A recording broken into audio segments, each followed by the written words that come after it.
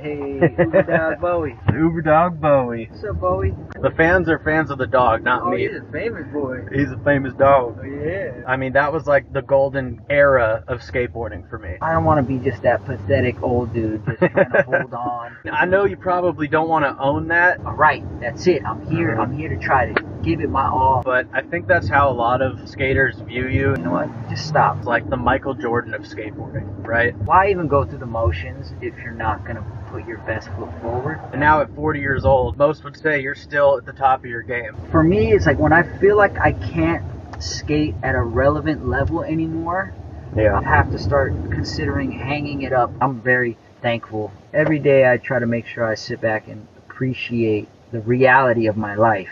If you told me 10 years ago that I'd be driving around with my dog interviewing Paul Rodriguez, I'd probably call you insane. But after realizing one of my biggest fans is dating his best friend, I knew I had to try to set this up. If you know anything about me, you know I spent my entire life skateboarding. And if you know anything about skateboarding, you know Paul Rodriguez is one of the most legendary skateboarders of all time. I mean, P-Rod is such a goat, they literally call him the Rod Father. From his countless video parts, to his 8 X Games medals, to his 10 signature shoes with Nike. Do you have something to say? Don't lick it. To his appearances in Street Dreams, Fantasy Factory, and Tony Hawk video games, it's safe to say he's one of the most accomplished skateboarders of all time. We had the privilege of stopping by his private skate park in California and took him for a ride with Bowie here that I will never forget. Do you have anything to say to the world? Do you have something you'd like to add? I hope you guys enjoy the Uber Dog interview with Paul Rodriguez.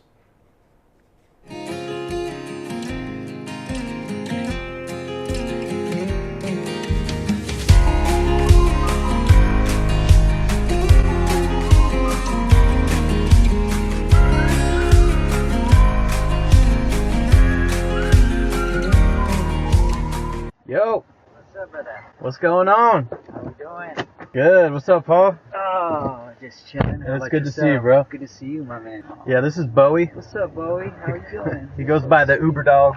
Hey, Uber Dog Bowie.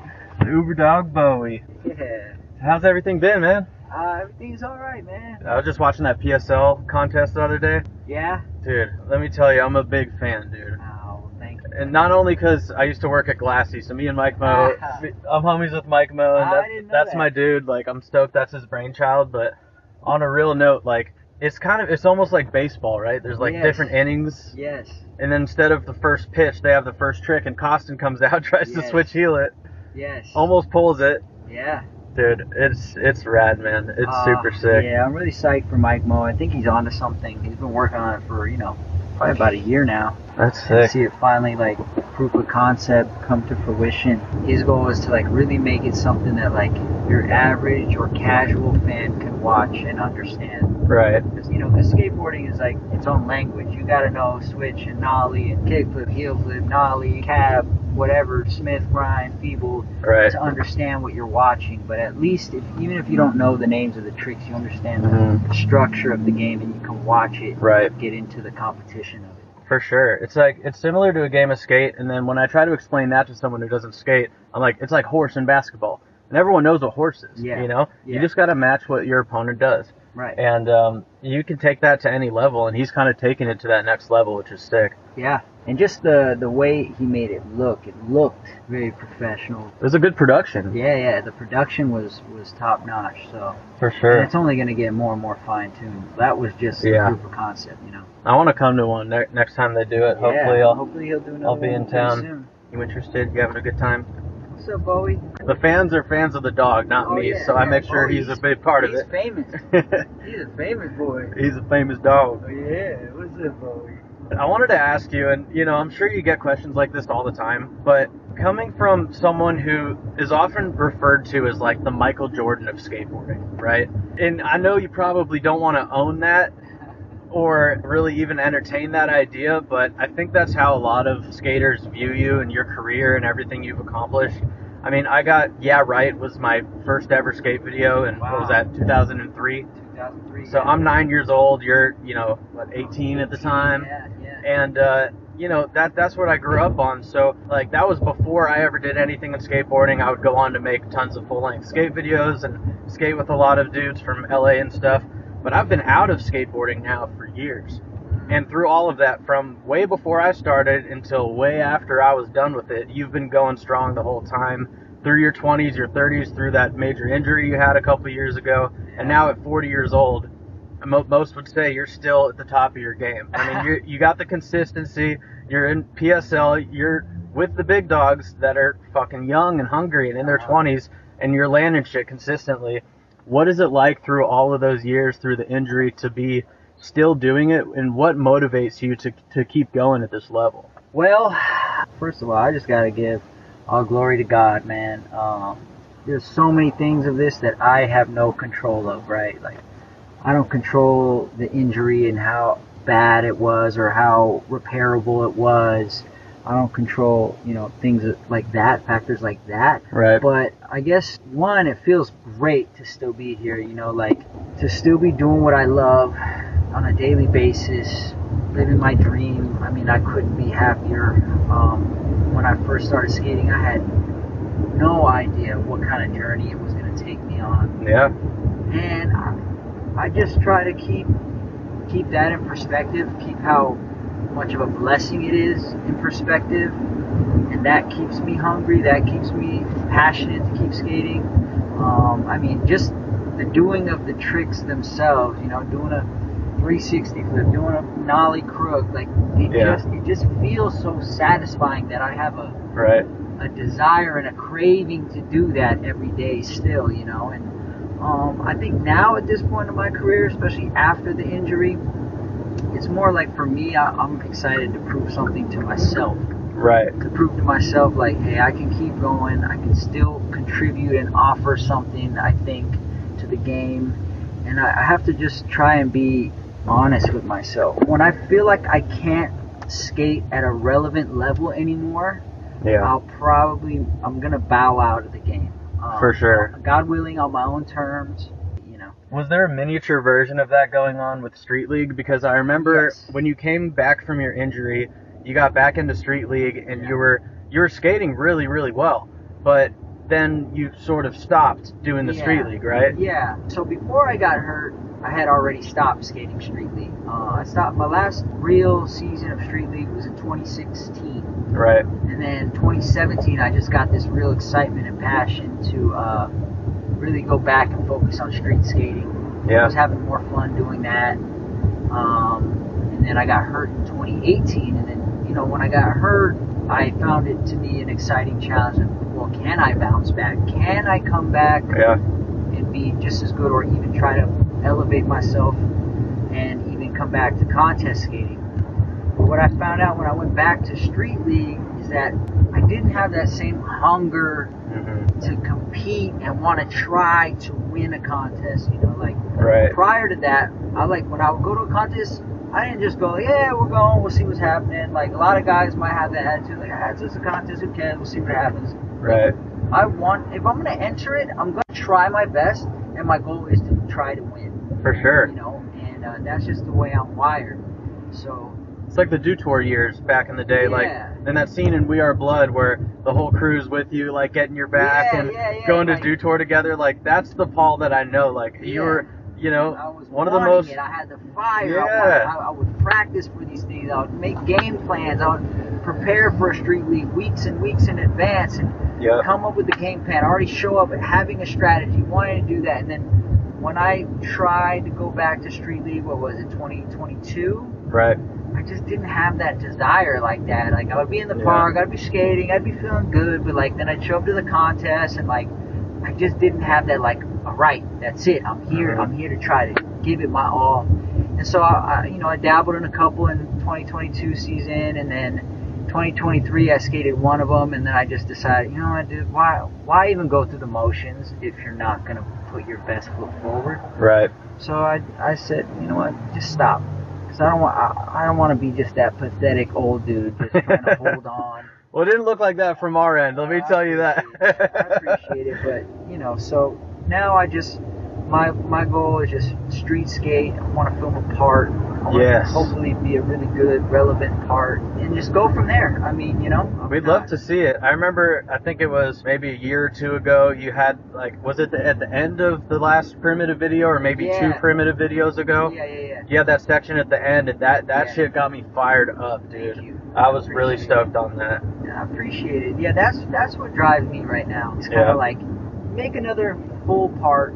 And I don't know if I'll want to do it again after that. I don't know. It just kind of depends, because at this point in my career, like, it goes in waves. I'll have like a few months of like super high motivation, out trying to film all the time, and then I'll have a few months of like, all right, I kind of burnt myself out. Let me just go back to casual skate, hit the park, have fun, whatever. Catch your breath a little. Come back, and it just goes in waves. And I just accept it for what it is. It was something that took me some getting used to over the last 5-10 years, because up until that point I'd never had that. It was always pedal to the metal, go time.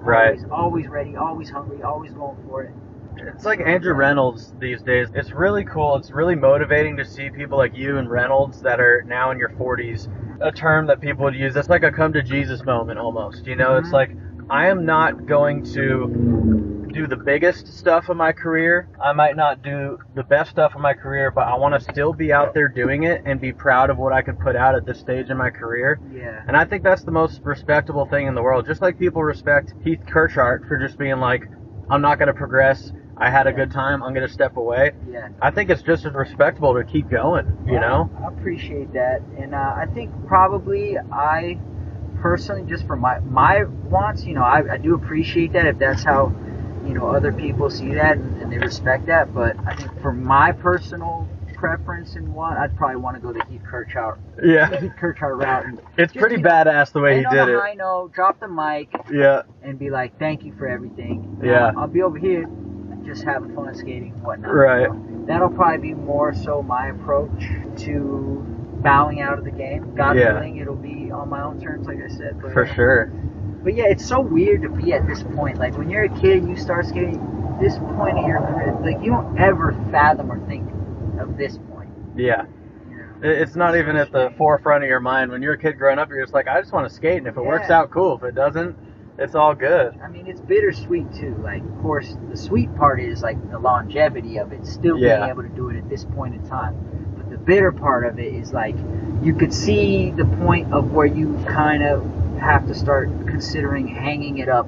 It's closer than it is further. You know what I mean? Yeah, so, exactly. Like, that part does, you know, mess with me sometimes, because like, I still have a strong desire, and I think the strong desire will last longer than my body can keep up with. For sure. And then the brand too will last for generations. I mean, I remember, I believe it was 2008, and correct me if I'm wrong, but I was at the opening of Primitive when it was a skate shop. Yeah, wow. And that was 2008, right? Yeah. So it was before I was driving, and my buddy and I, we actually took a bus across the valley because we wanted to be there for the opening of this Primitive shop.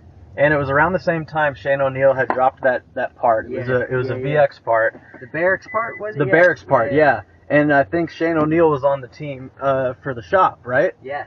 So we were stoked. I mean, that was like the golden era of skateboarding for me. Mm-hmm. And we just wanted to be there and see it. We had no idea it would end up turning into a skateboard company.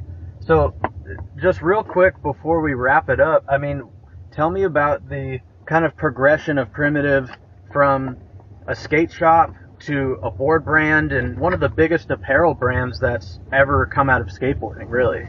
Wow, that's a story of itself. That's a whole... Hard to wrap it up in a second. Yeah, I mean, you know, we started off just as a store in the valley. We felt like we wanted a cool sneaker shop in the valley, kind of boutique-y. Right. Obviously have some skateboards and skate product, but like, it was more focused on the shoe wall. And then eventually kind of making our own shirts, sweaters, hats, and then growing from there, because we noticed customers were like buying the shirts and hats and sweaters that we would make, and they were like super into it. And so we would add a couple more SKUs, and little before we knew it, we had a whole line. And that kind of like started, after a while, we started realizing like, hey, I think maybe we have something going here. Maybe we should really put more focus into really pushing it as a brand. And we grew that. And then after a while, I realized like, man, I have this brand, this thriving, growing brand. Why don't I add the skateboard element to it? Like, it only makes sense. You got to. And so, you know, thankfully we did that. You know, we were very intentional with the team that we put on. So proud of the team, and it really is an all-star team, I think. Yeah, that was the idea. That was the goal. It's I don't think there's a better team out there. Like, part of me, I kind of wish they'd bring King of the Road back and do board brands, because I feel like Primitive would be completely unstoppable, you know, in a team format like that. I appreciate that. I mean, for what our taste is, what we like, I do feel like it's like, you know, it's my idea of like damn near a perfect team. Yeah. But, you know, skateboarding's subjective. There's all types of skating, so it's hard to actually like say the best team. It just depends what you mean by the best, but I love our guys. I love our team. Carlos and Miles are my proud favorite. of where the brand is at. Yeah, those guys, Carlos, Miles. Don't forget Tiago. Oh my God, you know, and we got the young guys coming up right now. Yeah. Mota, Kionuski. Kionuski is sick, dude. I always watch him in the Erased videos. Yeah, the Erased videos. Yeah. He came up heavy in those videos. Hell yeah. So I'm just proud of where the brand's at. I'm very thankful. Every day I try to make sure I sit back and appreciate the reality of my life. Yeah. And trip out on how far it's come and what's occurring. It's cool to watch from my end too, dude. Thank you, brother. Appreciate it. Hell yeah. I appreciate you coming on, man. My pleasure. It's been rad, and thanks for letting us come skate the park and bring the friends by. We have a little edit we're working on. My buddy did some bangers down the double set. Yeah, I seen that he was getting it in today. Yeah, he likes the big heels. He did nollie big heel, switch big heel, and then his signature switch big heel board slide. You got that on the rail, so that's awesome. We'll be posting that later tonight, so check it out on the socials. Yeah. Check it out, everybody. Yeah, I appreciate you, buddy. It's great meeting you, Paul. You as well. Great to meet you too, Bowie. You're the man. You guys be safe. Yeah, we'll do. Have a good night, man. Later, brother. Thanks so much for watching. Happy game day. Go subscribe down below. Like, follow. Linktree, subscribe. Subscribe and follow. Yes. I'm gonna follow the Instagram. Follow the TikTok. I'm gonna follow the TikTok. Like and subscribe. The Uber dog.